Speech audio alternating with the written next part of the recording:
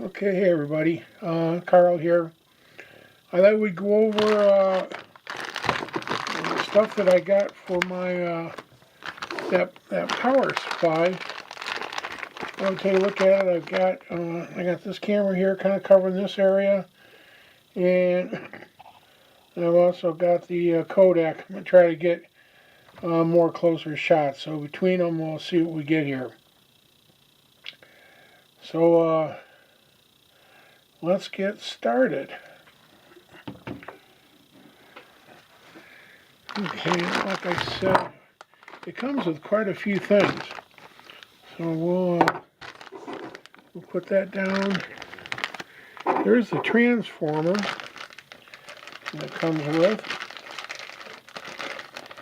And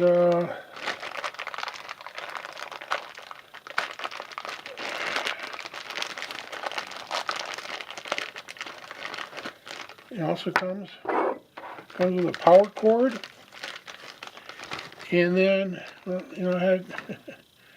and then it comes with this here. Let me see if I can get it with the other camera. We'll look at this better later, but this is the actual case, and it's got the clear plastic in there, and it comes with its own case. I think that's pretty cool. Okay, let's swap that back over. I put a hole in this bag, and I didn't have to, because I'm a dumbass. So, okay, we'll put these back up. We don't need those just yet. We know that it's got its own transformer, it's got its own power cord, and it's got a case that comes with it. So, now we'll look at the rest of the stuff.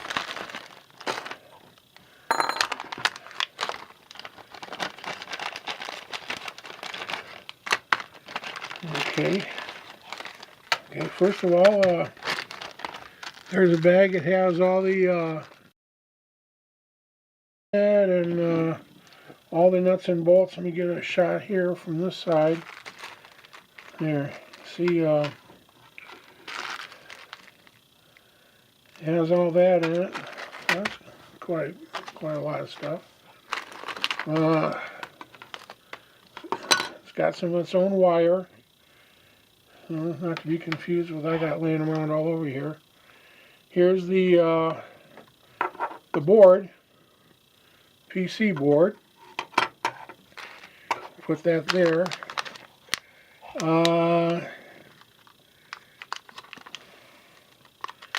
Here's the LCD screen. Comes with it. That's pretty cool. And then here's all the components. So what I think we'll have to do. Oh, last thing. This looks like a heat sink.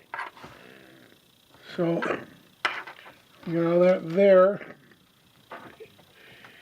and so that's everything that comes with it. Now also, let me get out the instructions. Okay.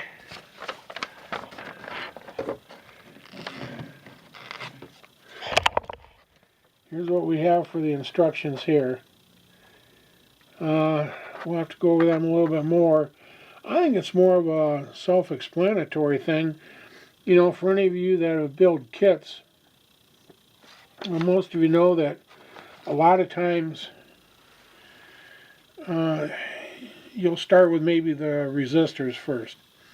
A lot of the smaller parts in there. And you go through and R1 goes here, R2 goes here, and each one, you know, you match the values with the plan, with the schematic, to the board. And let me see if I can see.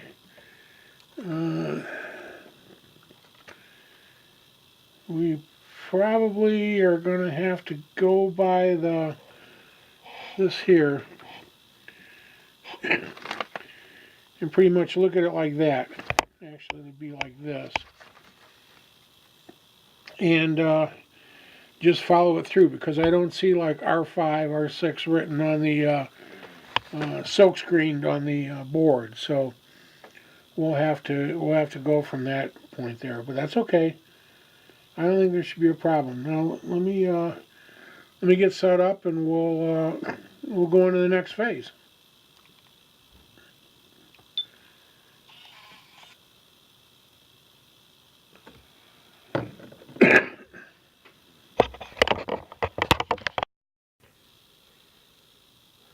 Okay. First thing, this is what I like to do. In the instructions, will even kind of tell you to put your smallest components in first. So what I did is I went through. I got all the resistors. I went and checked them with the parts list that we're supposed to have up here. They show each one, and I measured them and made sure everything was right. And I kind of listed these and these. I put a little deal up there so it's just easier to grab. I was wrong. If I had to look closer, because it was a little dark, this side of the board is silkscreen, and it has all of our values and stuff. And I can take that and follow along with the actual the actual placement drawing. So I can double check there. And what I'm going to start out is I'm going to start out with the resistors first.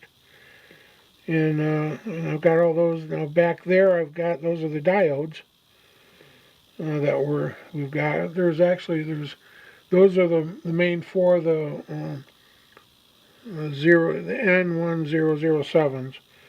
And there's four of those, and I got four of those there, so that's good. So I'm going to start with that, and we'll go from there. We'll start soldering in our resistors first. Okay, I've got my I got my schematic over here. I know it's not coming in real sharp, but what I've been doing is, so you can see the yellow markings, the highlighter. Every time I've put a component in, I hit it with that, so I know I've already done that. Here's the board. Got a little sunlight reflecting on it, but I've put so far all the resistors in. Not the, like there's a couple variable resistors, I haven't put them yet, but just the main ones. Now I've got several extra. They gave us several extra resistors, and I thought, am I making a mistake? But here's the list, and the list is what they gave us. But when you look at the actual schematic, you'll count on, there's not that many. And same way with the actual board that you can follow, and actually the actual board, how it looks. So what I'm going to do right now is, I've got it all ready to go. I got my soldering iron heating up, and we're going to solder in the first group of resistors.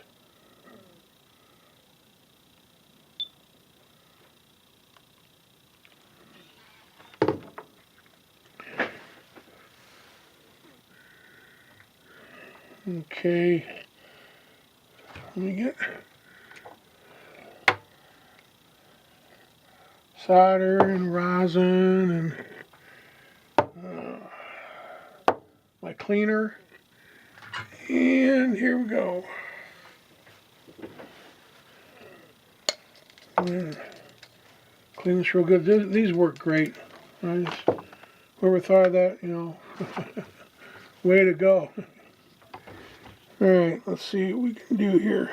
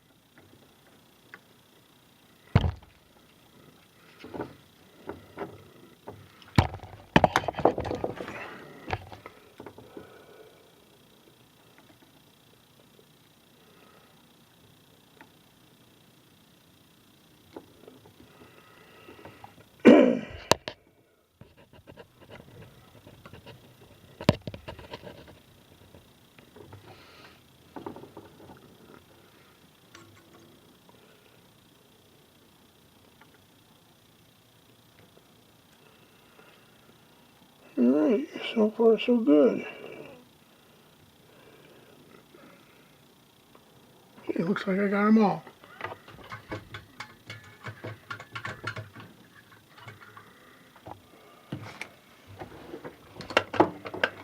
I just grab the clippers and clip them off here.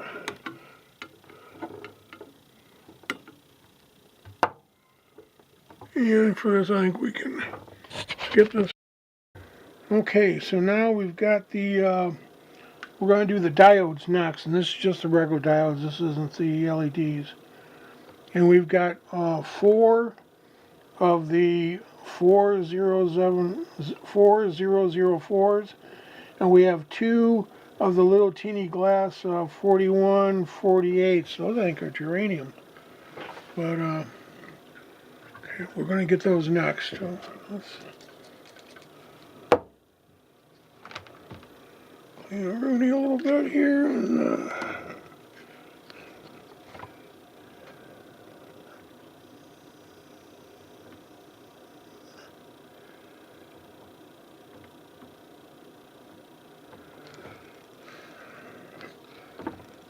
set this thing way too low.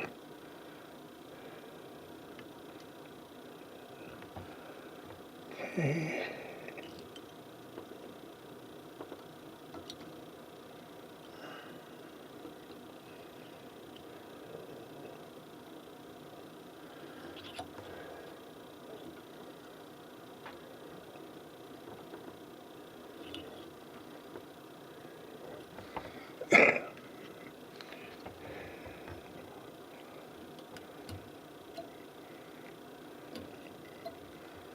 Yeah, come on.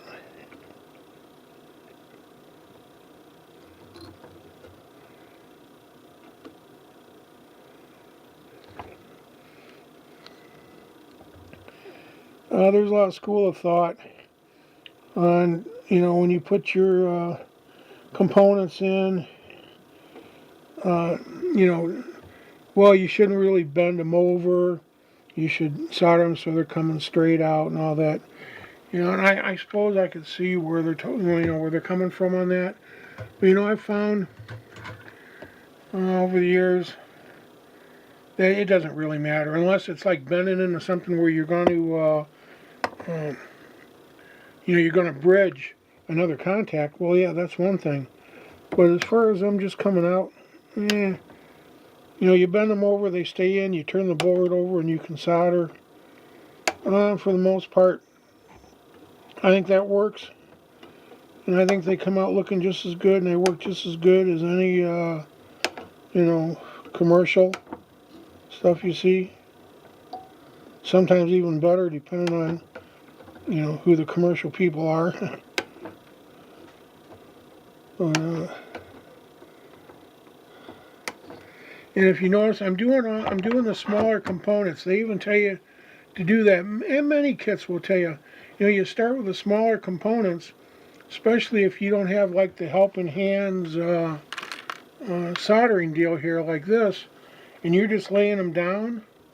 If you do the smaller ones, they stay more level, and then the bigger ones will let you build up higher and higher. So, and that's personal. Again, that's, however you want to do it, it'll work.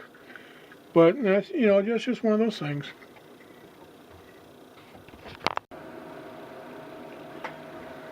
Okie dokie. So now I've got, I started with 2 of the small electrolytic caps, and I've also got in the transistor 2 of the ceramics, and now I'm going to start going for the bigger capacitors. Remember, please, the diodes, make sure that you have the lines where they're supposed to be.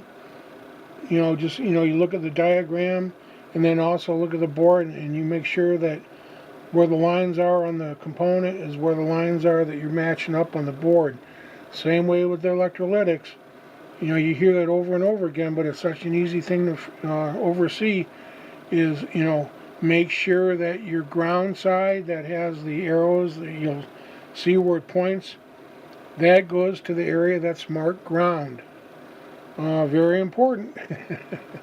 Okay, I know everybody always harps about that, but there's a reason, because it is real important.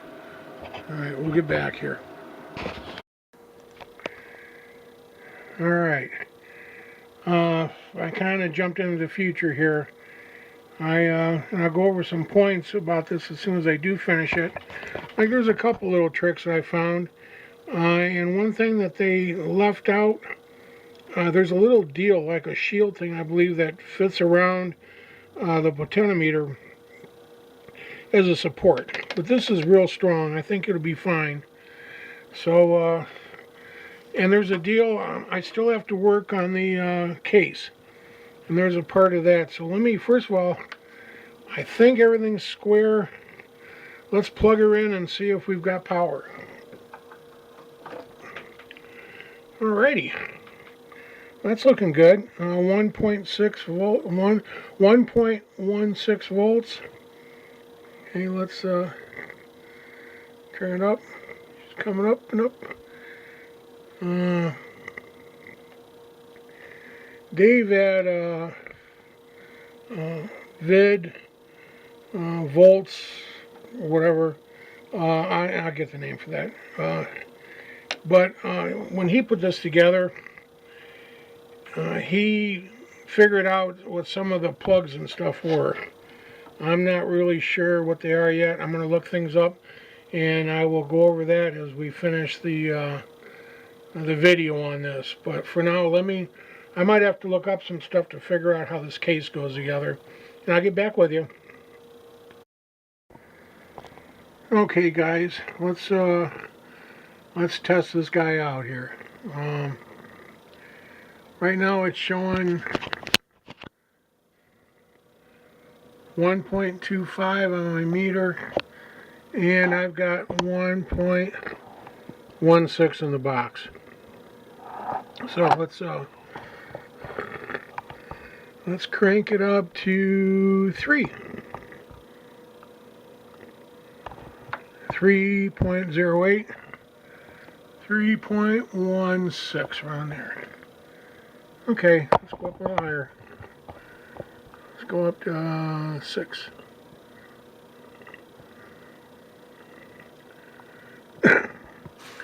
.19, 6.27.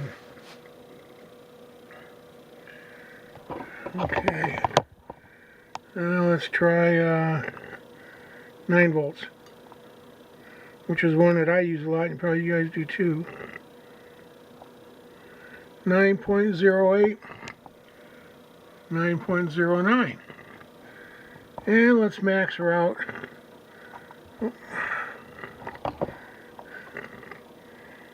13.45, 13.5.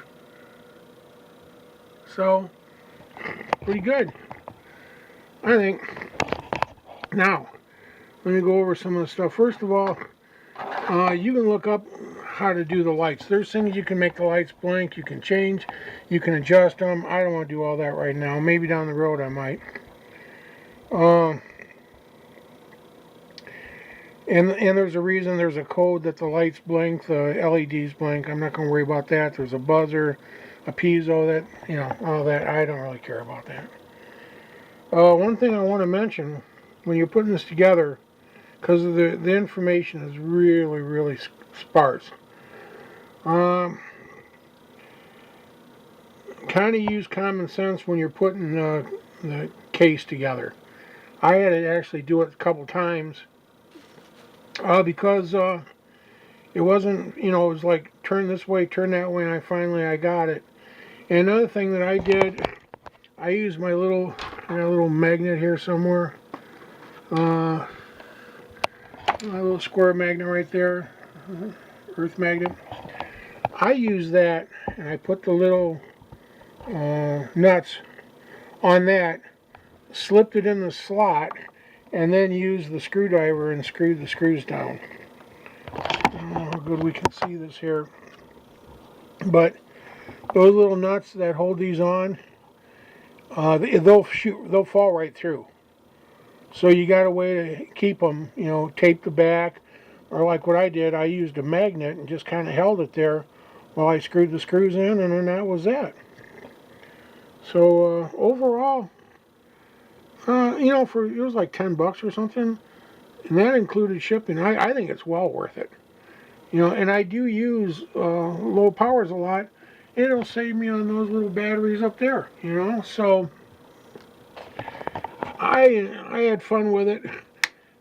I know that somewhere in China there was some old guy laughing his butt off at us Americans trying to put this glass case together. Mr. Pai and Sumon B, you know, he's probably having a Chinese beer and laughing his butt, but you know, that's okay. Like I said, for the money, it's pretty worth it.